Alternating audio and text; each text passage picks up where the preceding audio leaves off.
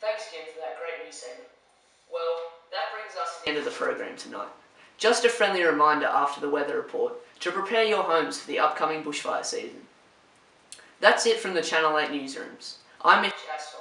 Thanks for watching. So, how do we prepare for bushfires? I know how.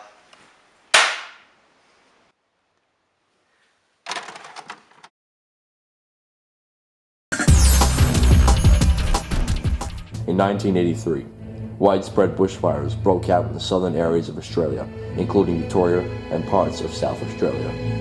These fires became known as the Ash Wednesday fires, which devastated the country.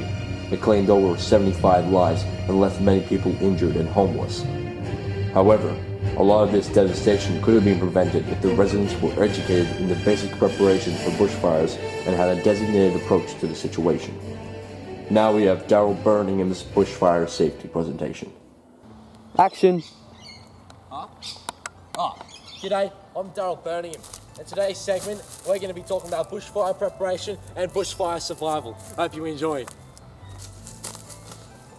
You see, Australia is a country which experiences bushfires on a regular basis, and it is vital that you and everyone in your region understand the risks and hazards and know how to act in the event of a bushfire. There are many methods to prepare your home which are quite simple and could affect the outcome of your residence before, during and after a bushfire. Here's a step-by-step demonstration of things you can do.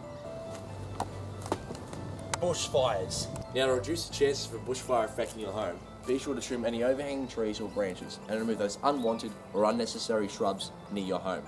The embers of a bushfire can spread to those areas and start a spot fire, which can then lead to house fires or worsen the current bushfire.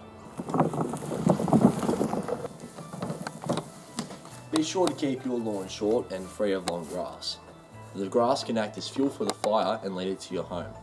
Also, make sure your property is free of any debris, as the debris can act as fuel for the fire and as a barrier to you if you are attempting to escape any oncoming fire-related danger.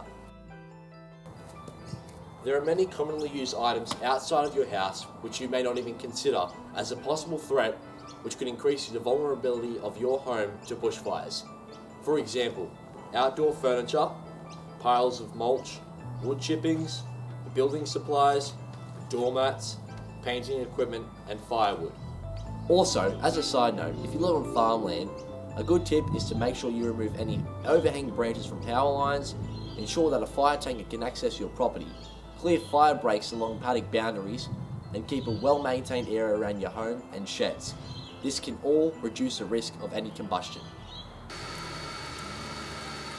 Now remember to keep your gutters clear of any leaf litter or fallen branches, which will prevent the embers being able to use it as a source of fuel and feed off of.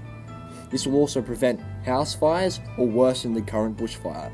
As insignificant as it seems, leaf litter can be very dangerous and enhance the intensity of the bushfire.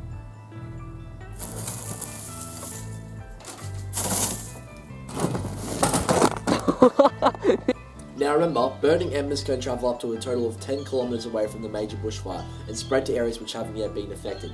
So this means that the bushfire can still reach your home even though it's from a large distance away. Embers can make its way into very small gaps into your residence. So fix up those gaps in your deck and replace those cracked tiles. It is important that you keep up to date with the fire restrictions coming out of the rural fire services in case you tend to light a fire. Because with the correct weather conditions, high temperatures and strong winds, your fire can result in a major bushfire. You need to prepare a hose or hoses that can make its way all around your premises and make sure you have a reliable source of water. Now before I send you off, remember to discuss amongst the members of your household how you all should act when the bushfire threatens your home. If you have a fire dangerous rating sign nearby, take note of its location and visit it occasionally.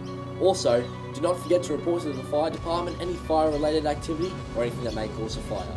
Now that you've learned and understand ways in which you can prepare and prevent the bushfires, take action and do so on your property. Because knowing is half the battle. I'm Daryl Birmingham. Thanks for watching. Wow, that video was informative. Let's go prepare our house for a bushfire. Thanks, Daryl.